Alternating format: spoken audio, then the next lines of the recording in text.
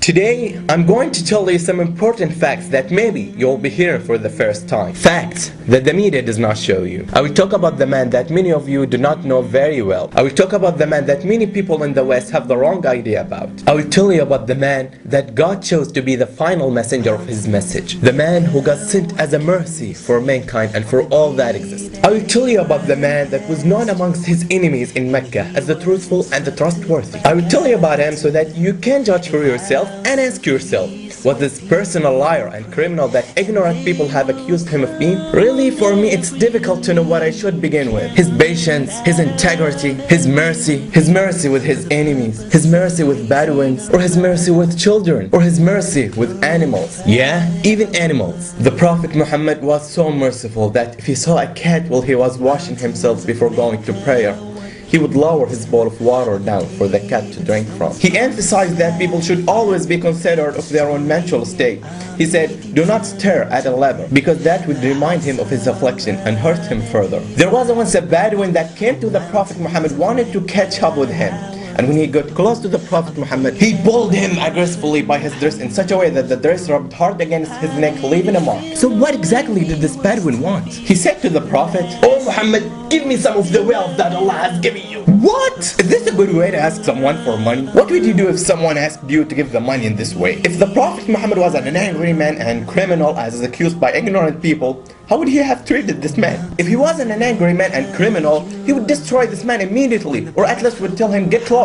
He did not say arrogantly, "You don't know who I am. I am the messenger of Allah. Get out." But because of his mercy, the Prophet turned around, smiled, and he ordered that the man be given something. This was the manner of the Prophet Muhammad, peace be upon him. His servant Anas, may Allah pleased with him, said, "I served the messenger of Allah for 10 years. I never heard him complain about anything I did. Why did you do this or that? He never criticized me for anything at all.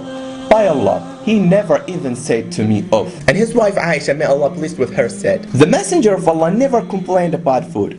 If he liked it, he ate it.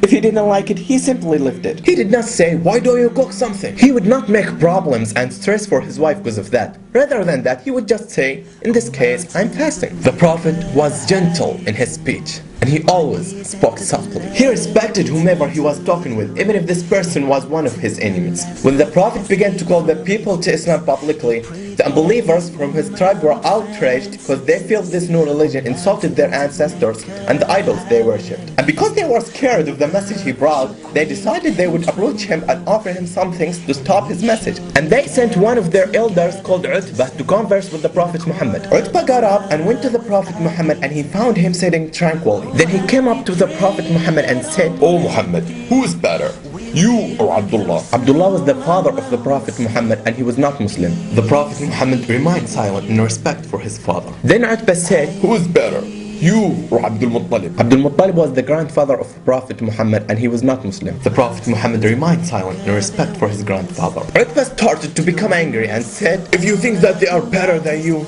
then they worship the gods you have insulted. And if you think that you are better than them, then speak. We may hear you say it." Utbah was shouting, displaying his anger, as the Prophet just listened silently. "If you are doing all this with a view to gain wealth, then we will join together to give you the greater rights than any person from our tribe. And if you are doing all this because you desire women, then choose amongst us the best women, and we will give you 10 more like her. If ambition moves you, then we will make you our chief." Utbah continued offering, but the question here was, if a man claims to be a prophet of God, and he was in the beginning of his message, why is he doing all this? What goal he is trying to achieve? If he was a liar and not the messenger of God, why would he refuse all that? He wants fame. I would agree with you in the case of if he was in the middle of his message and he had so many followers, but he was offered leadership, wealth, and women to stop his message in the beginning of his message when he had a few followers. If he was a liar, why would he refuse all that if those things were what he was trying to get? Utbah continued to speak with the Prophet Muhammad in an insulting manner, but the Prophet did not interrupt him. After Utbah had made his offers, he was waiting for a response. Then the Prophet asked him, Have you finished, O Abu al-Walid? His name Utbah, but the Prophet called Utbah by the name that most beloved to Utbah, which is Abu al-Walid, despite him disrespect the Prophet Muhammad. Utbah was not surprised at the manner of the Prophet Muhammad, and he simply replied, "Yeah." The Prophet then recited verses from Quran. I cannot tell you the rest of the story because I don't want to take up more of your time. But look at how he was respectful to the one who was disrespectful and an enemy to him. He did not interrupt him and say, "Shut up, I'm a prophet and the messenger of Allah." The Prophet listened silently to him, then he said, "Have you finished, O Abu al-Walid?" This was the manner of the Prophet Muhammad. He was a man who was always gentle when he dealt with people, and he is the best example to follow. This all took place in Mecca, where the unbelievers kicked him out, where they killed and tortured his companions. After his exile, when the Prophet returned to Mecca in victory, he looked around at Mecca and he looked at its residents. He reflected upon how they had fought against him, put him under unbearable stress, turned people away from him, murdered and tortured his companions. He began to pass by all the places where he was abused and ridiculed. How often did he hear in those places, "Oh crazy! Oh magician! Oh liar!" On that day, the promise God gave to him had come true, and he passed through them as a powerful leader. So how did he feel as he entered Mecca? He didn't say, "Today is a day of retaliation and I will kill you." He did not strut around with pride and arrogance. No,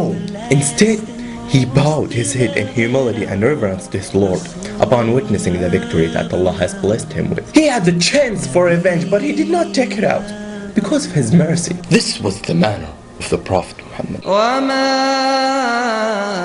أَرْسَلْنَاكَ إِلَّا رَحْمَةً لِلْعَالَمِينَ.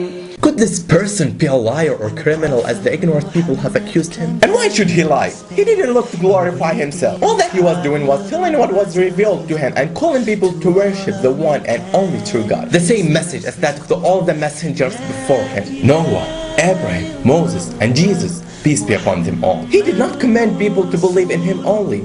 He commanded us to believe in all the messengers and prophets, and to deny one of them is to deny the religion of Islam. بل جاء بالحق وصدق المرسلين. And if he was looking to glorify himself, he was offered leadership, wealth, and women to stop his message when he was in fragile situation. And he was in the beginning of his message, and there were only a few followers with him. So why were they offering these things to Muhammad if he was in fragile situation? Why did not they kill him and end everything? Because Abu Talib, the Prophet's uncle, was one of the leaders of Mecca. He was not Muslim, but he was protecting the Prophet Muhammad. Even though they tried secretly, but they failed. Abu Talib knew that the Prophet Muhammad was messenger of God, but he did not change his religion because he was afraid of people saying that he left the religion of his forefathers. There are many people who don't want to change their religion because they were born and reside in that faith. Don't be that person. I bear witness that there is no God but Allah, and I bear witness that Muhammad is the messenger of Allah, and I bear witness that Jesus is the slave of Allah and his messenger. Thanks for taking your time to watch this video. Oh, how we pray that on that day we'll be with those to whom Allah will say, peace be with you, I am pleased with you. Oh, mountains of